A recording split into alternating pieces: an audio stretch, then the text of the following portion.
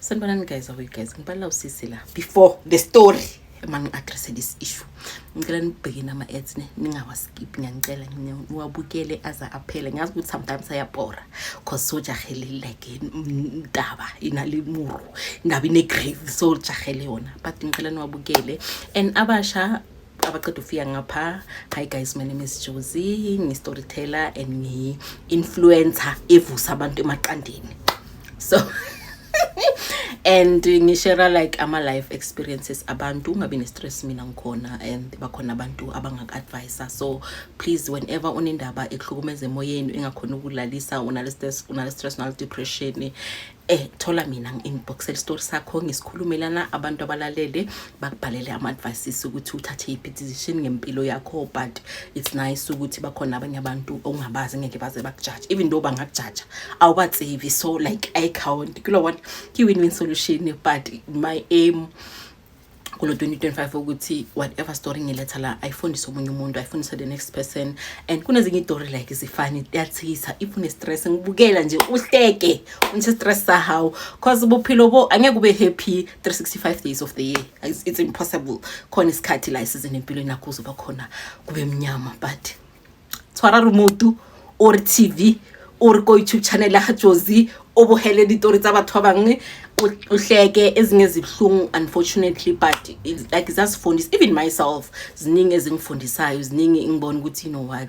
lo sisi lo le experience adlula ke yona nami ngidlulile, especially kama 666.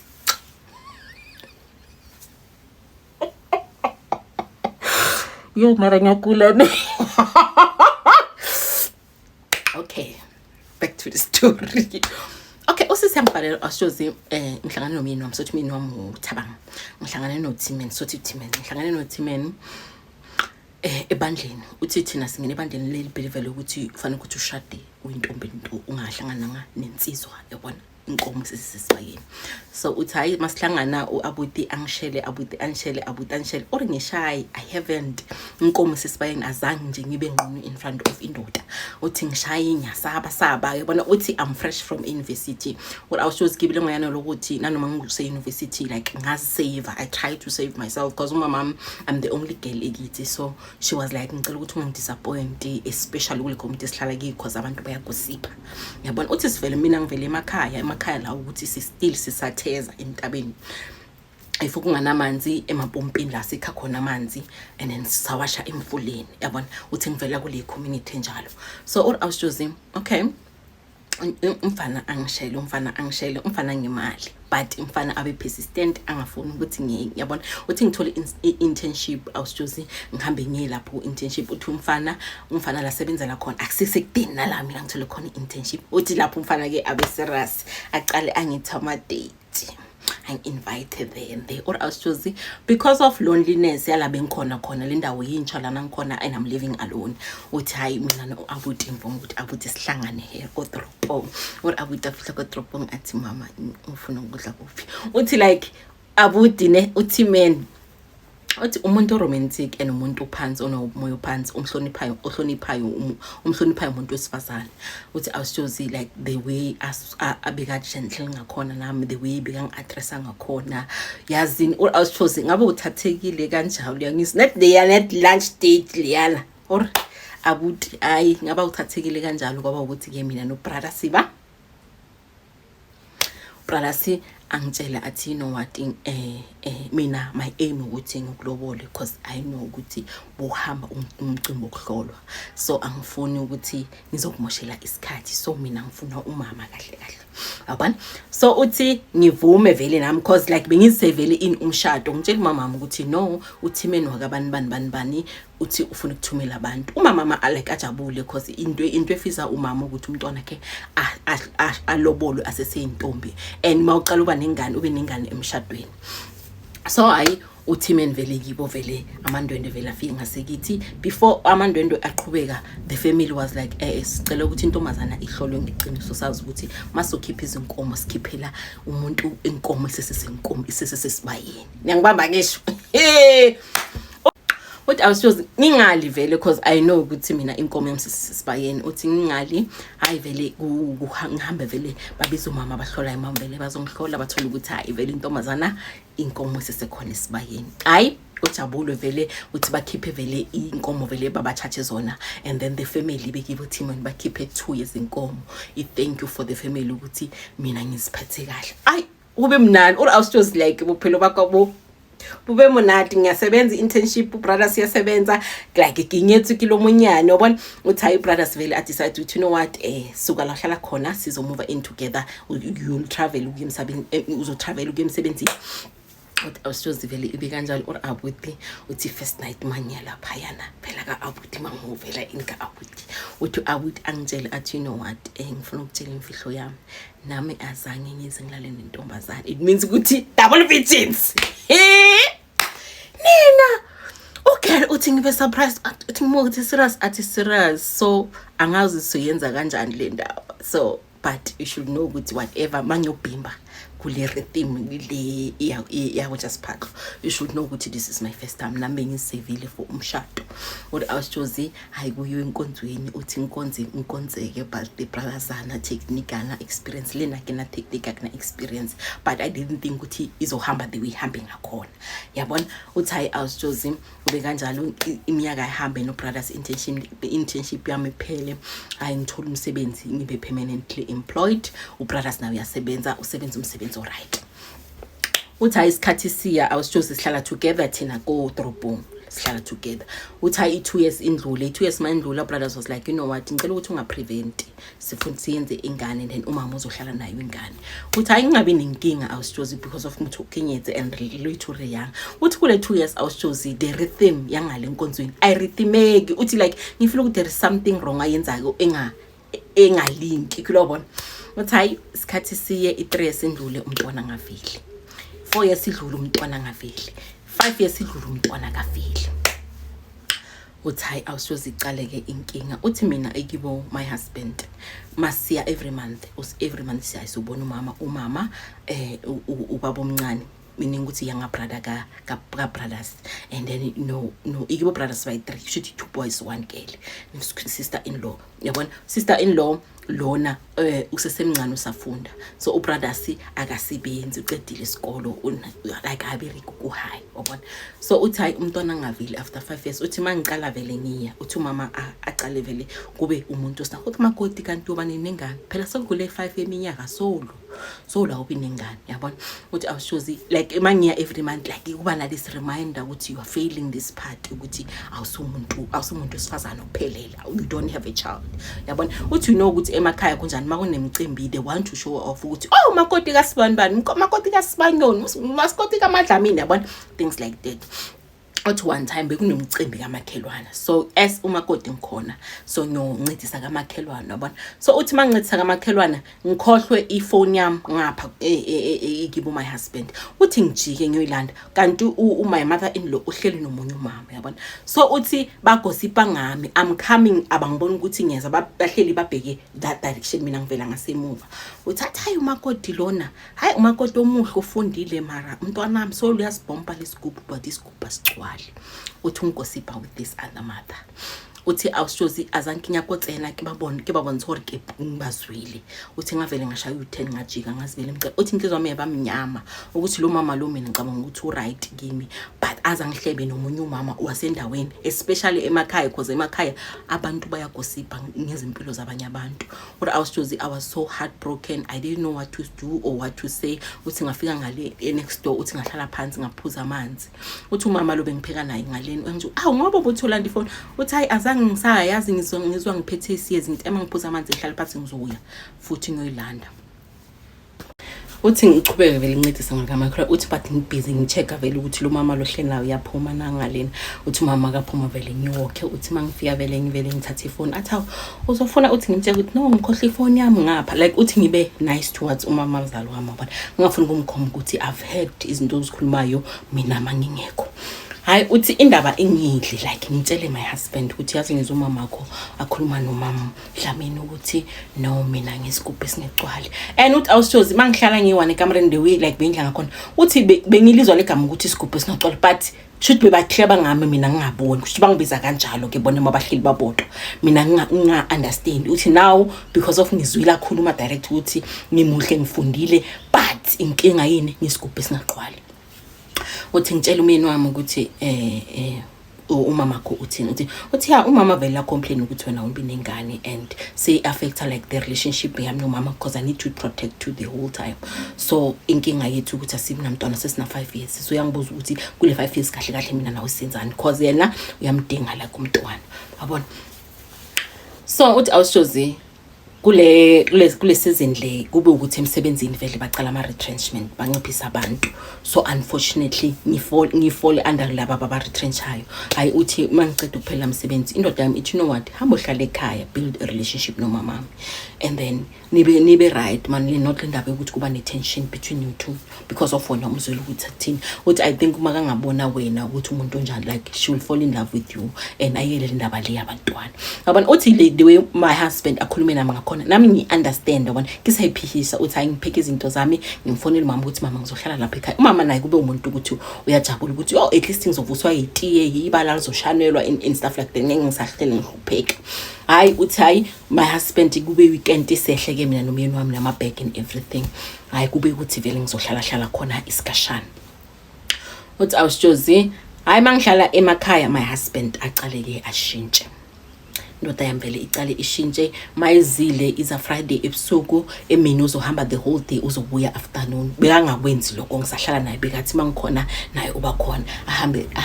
ngithi awubokuba athi hayi bengiyobona amajida yabona every day hayi ngiyobona amajida yabona uthi ngikhala ngimukhani mama abangani bakhe bayingani because lo muntu uhamba the whole day uthi mama athi hayi man yekela ukubuza indoda ukuthi yakuphi kulabona la semakhaya uzambuza mawuseGoli because eGoli bayabulwa abantu ozothola sengozini lana semakhaya everyone uyamazi ukhulele la ayikho into ebhede engayenzeka kuye yabona uthi hayi ngiphume ki just but something in me ngitshela ukuthi this person uyacheat uthi ungabi ne evidence but ngisenze ukubona uwajola unala jola khona uthi hayi kube ukuthi endaweni akunamanzi so we need to go fetch water emfuleni uthi hayi ngihambe no sister in law wami ngihambe naye uthi mina ngiyastruggleisha like ukubeka ibucket ekhanda yabona uthi ngiyahlupheka uthi hayi ngilibeke then ngikhuphuke uthi mangifika la kunye ngibeke phansi my sister in law was like mina ngiyakushiya because busy uyaphumula kaningi mina uzongithola phezulu yabona uzongithola endlini uthi angithi hamba anginankingi yabona uthi befuthi makahamba ngikhipha ifoni ngikhuluma nomyeni wami ukuthi it is like nal privacy khona obulela whatever I want emini wami semsebenzini uthi awushozi ilanga selizoshona enyanga so yabona uthi hayi nyawo uthi mangoka kunabanye abomama ababili so uthi abomama laba vele bakhuluma ukuthi yo makoti kamama Sibanyoni isono ngaye yazi uyofind out ukuthi indoda yakhe imithisa omunye umntwana meaning with the husband upractice intombazana sendaweni so everyone knows except umakoti or awushozi bakhuluma ngegama lomyeni wami kusho like ngiconfirm ukuthi this person the whole time akahamba the whole day abuya ebusuku kusho ukuthi bekaya kule ntombazana le uzoyipractice vele kube kanjalo ukuthi uyipractice or awushozi the way bengizwe ngakhona ubuhlungu ne uthi ngifike ngabeka amanzi ngathi hayi singiphethwe ekhanda ngifuna ulala yabona uthi mangiphuma like dining room nyangaphandle like endlini nathi nasihlala ngakhona uthi ngihlangana nobaba omncane baba omncane abona inyembezi sehle athi awumakoti yini yabona the younger brother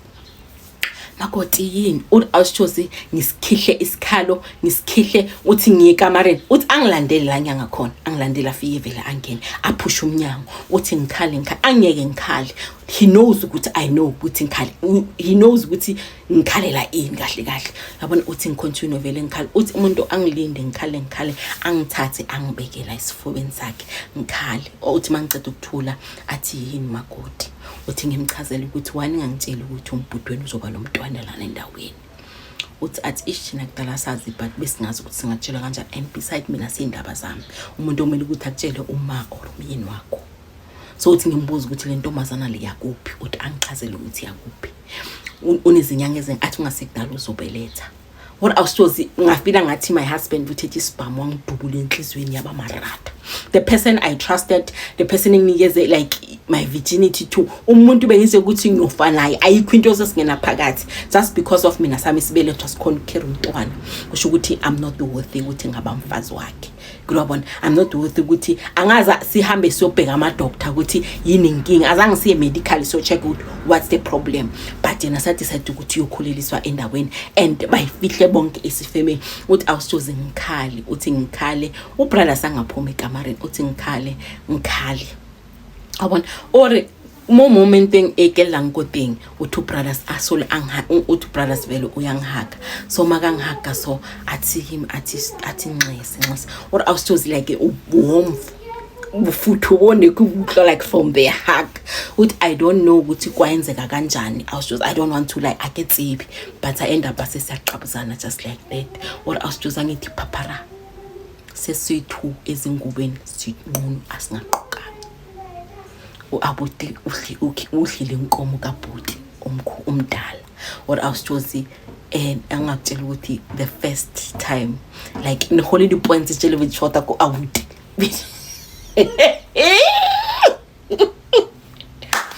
amo points la beka shota ku first go the husband or abuti or like in article of the boxes or na yenza into le bengifuna like everything at I was choosing ngadla mahloni say after the whole ceremony yawo just phaqo ngadla mahloni ukuthi what have I done befuthe embedeni wami nomina uthi ngadla mahloni uthi brothers asola lukuza ngaphandle ukuthi umama ukuphi asho aphuma amasinya vela uthi I was choosing ngafila better ukuthi I enjoyed but ngafila bad ukuthi into ngiyenzile wrong wabona uthi hayi ngaya endlini so ubrothers mafi endlini abatshela ukuthi umakoti knows ukuthi the brother unomuntu uwenza umntwana endaweni uthi vele mangiyendlini ngithola vele umama zahleli phansi uthi angibiza athi makoti ngiyazi le ndaba enzima but fani wazi ukuthi in our culture yavumeleka ukuthi if ever ungakhona ukusipha umntwana ubhuta ngaya ngaphandle ayifuna umntwana sikhona ukuthi phela nathi ube nomntwana ozokhulisa isibongo sangapha uthi akhulume nami uthi mayabulela lena awushozi bezingena ngapha siphuma ngapha because already bilo yaka imarata uthi I didn't even ask my husband azange ngize ngimfonele ngimbuza I was waiting for him ukuthi azongitshela face to face. After the mother khuluma nami they told the brother ukuthi your wife knows ukuthi wenzeni so uthi the brother angifonele intambama athi ngiyazi ukuthi uma ukhulume nawe ini I'm sorry doesn't mean ukuthi I don't love you it's just that ukuthi nami ngiyayifuna ingane kungeyami yabona uthi like I try to justify ama actions wakhe ukuthi uhambile ayochitha azangaza asebenzisa protection azayaba nengane without even telling me ukuthi you know what I'm thinking of taking umfazi oku2 because of 1 2 3 4 uthi angitshela nga next say sokuzovela ingane athi ngizoza weekend sokhona ukukhuluma kahle or awushozi xa benenkingi weekend ifike ubrothers afike uthi makafika angitshela ukuthi now that you know I think ukuthi is best ukuthi usisi ngikibo ngiyokhipha okuncane ukuthi umntwana makavela ukhona ukwazakala ukuthi umntwana ngapha or awushozi azange kube ukuthi umuntu ozongihaga angikuhlalakela ambuthi sorry right apologize uthi azange azakwenze lokho. The only thing bese ligijima la egqekeni ukuthi umntwana uyeza like ukuthi my feelings uthi bebangathathi like into consideration ukuthi lo muntu lo naye like she's heartbroken akakhona ukuzala ushadiwe and so kuba nomntwana wangaphandle ukuthi awushozi nyanga mayiphela kuhambe yokayokha bale ntombazana le kwayokhiphiwa amalobolo about the second wife or awushozi like I was so numb bengazi ukuthi ngifile kanjani uthi like bengasazi ukuthi ngithini mangibheka umyeni wami ngasamboni as my husband cause like uphule isithembiso even though I didn't have umntwana naye for 5 years but it doesn't mean ukuthi he has to go outside ayenza ingane without my knowledge. What I was just umama like always because ukhuluma athi no firstborn kaDontana yami yes would like this scam potse benekibekile ikreko jarting bongase semnandi I was only there ukuthi ngiyoshanela ngipheke ngenzeni but makhuluma ngezinto ezinhle like didaba tsemonate ngidaba tsangwana uthi maga after a month sebamlobolile ugele kuthiwe uzoteta kumele ukuthi azotetela ejardini so we just need to find a way ukuthi sizophila sonke and kitlomo tlhokomela as kile It awushoze umama zalo mangadvise ukuthi I need to look after the second wife ngoba uyeza and izongipha nami inhlanhla ukuthi ngingakhulelwa kulona bathi rubbing shoulders nabantu abakhulele nawe uzogcina soyakhulelwa. Uthi awushoze as much as umshado wami bomnandi wathi waba dry to an extent ukuthi bengaseselutho kuloya muzi besilinga ingane yalapha yana my husband bangasangiboni attractive bekathi makabona isusu sakasisi ajabula enye into uthi usisiweza usisimakeza like bengase umuntu arrogant beka umuntu okhulise kahle ekibo mina naye vele besikhona ukuphilisana ngoba nazange sibe nezinkinga zokuthi uzongibhekela phansi ukuthi anginangane yena uzile uzokwenza ingane on my behalf. Uthazange vele kuba umuntu njalo kwaba umuntu oright kimi uthi awushoze saphilisana kanjalo uthi okubuhlungu uthi bengizobuhlungu to an extent ukuthi ngizofonela ubaba omncane ngimfonele ngithi I can't take it anymore, I want to go home. Baba omncane athi kimi asambe siyobuka somewhere asambe sit down or awushoze retrobongo na baba omncane re siphatlo uthi awushoze mina my husband beyangasangiboni mina my husband naye singasashare izingubo every time makazile every weekend uyakomsading omnyane because umsado omnyane ubatlo brush ubatlo thora because of uthi uyimile uthi mina with the younger brother besiyenza leso sikhathi uthi leso sikhathi we are not using protection because of ngithize why not because ngasiyimi angacabanganga ezinye zokugula bengicabanga ukuthi ngeke ngize ngibreak anyway or awushoze siphindane ke mina no brother sikube indaba ukuthi sayenza vele sathontshana ugela azabe nengane hayi ifamily vele kube settled umntwana sekakhona istress nami sengiyajwayela ukuthi I'm the first wife and second wife befuthi second wife nomntwana uthi izinyanga awushoze ngicale ngikule or awushoze kelwale to an extent ukuthi ngiphathe umoya umkhuhlane solo ungaphuli nginesifuba but hayi ngoba solo uphethe umkhuhlane usola upholi ngcono ekade uzogulisa umntwana or awushoze get doctor uthi mangifike doctor but ukhulelwe. Kodwa awushoze hube like a miracle ukhulelwe in on 2 months wabona ukhulelwe uthi first person ngimfonile my husband hey but ngikhulele like I'm carrying your child also my husband abe excited what awushoze ubrother sinomntwana phela umntwana sekana 3 months mina ngapha ngikhulele I'm carrying a second born or awushoze kuqaleke emshadweni kube mnandi hobe the roses and stuff hobe munati abuthi unomntwana ngapha umntwana ozayi nomama zana naye a change attitude yakhe towards mina what awushoze kwenze ukuthi umntwana bazomenzela izinto zesintu lo ukhona already wazomenzela izinto zesintu uthi hayi bamenzele kuphele uthi awushoze umntwana wami naye avele ngoba munati kolinga lo hona le bana nale second wife fura uqwana the husband so yasithanda so street equally ke manje ngoba sesinabantwana and both of these kids abafana yabona uthi hayi isikhathi siye awushoze mina no brothers lo isitshontsana asingaqedanga ukutshontsana mangine stress or ke frustrated or ke dropo uyangikhapha masifika sephatlo then we do whatever we came to do ubrother se akasebenzi sesekhona emakhaya ukusahlala nathi emakhaya or awushoze hayi sitshontsane kanjalo ngasikudala ngibe sengiyakhulela ke second born sister slow second wife angakhulelanga mangithi ngiyabheka amalanga ngavile thengi pregnancy test it positive uthi awushoze ngitshele my husband abe excited atshele the younger brother ukuthi ngiyakora lamalanga seng expect number 2 yabo what awushoze the younger brother angibuze athi are you sure ukuthi abantwana laba abobhuti wami uthi kanjani athi phela mina nawe siyayidla inkomo asigqoki izinto lefanele sizigqoko sayidla inkomo and we've been eating inkomo ever since uzwa indaba yakasisi and waba pregnant I think ukuthi abantwana laba ibami what awushoze kube uqala kwezinkinga zami uthi hayi ngiphize ngithi no abantwana ba my husband asibantwana bakho uthi ngiphumile aqale vele angirritate indaba ukuthi masithi uzolalana ngizotshela ukuthi ngabantwana esikhulisa umntwana yabona uthi vele ngididlana ngasafuni vele ukuba involved naye uthi mama zala vele agule awushoze mama zala alwale my husband athi ayiyabona le ngangami ifuna makhosi simseni kamakhosi kwasimsile kuma medical doctors solo mama kabi right asimsile nomakhosi babiza umakhosi or awushoze umakhosi makafike egcekeni athi lapho isiphithiphithi egcekeni athi kuyisiphithiphithi athi bantu abadala nifaka umntwana erongo esibayeni mina ukuthi baphahlele umntwana erongo esibayeni already mina nginomntwana one ngimkhirile lo nomntwana bathi bafaka umntwana erongo esibayeni uthi indaba ibe inkulu kanjani yabona uthi ve akhale ngomntwana athi unomntwana ongasiwa la kunomntwana ongasiwa ngapha abantwana bakhona ngiyababona but kunomntwana ongasiwa ngapha ongene esibayeni abaphansi baqasukile or asithosi ngibande but ngize ukuthi if ever siwasibayeni but mina le younger brother wasesibayeni mina ukuthi ngisafe mina ngorongwana ongwana owaswa high. What I was just my course was like we need to reverse lento eniyenzile niyotholeza kabaphansi fanele ni find out ukuthi umntwana onguye wophi uthi uma khawusi vela icindezelele uthi umama if ever ningayenza umama uzokululama uthi ngikhona rectifier izinkinga zenu. What I was just kithuhile angazi ukuthi ngenze kanjani uthi makoti naye ngimbona ukuthi umakoti naye uthukile le yanga makoti ukuthi uthukile ukuthi hayi lo mntwana lo ngathasiwa la uthi brothers was like next for that thing asambe sonke so tester azama inkafele ngodi DNA test ro test aribona gore bana ngwana kwamanga uthi le yanga brother ngitshela ukuthi abantwana laba bayithuke bambona lo akazali lo mntwana kusingiwa uthi asho kanjalo like the younger brother athi lo akazali lo mntwana lo akusingiwa wakhe bampambisa ibhathi labantwana laba bayithuke bami lo baba umele ukuthi abantwana bayithuka siba ngapha but uthe umntwana ungasiwa ngapha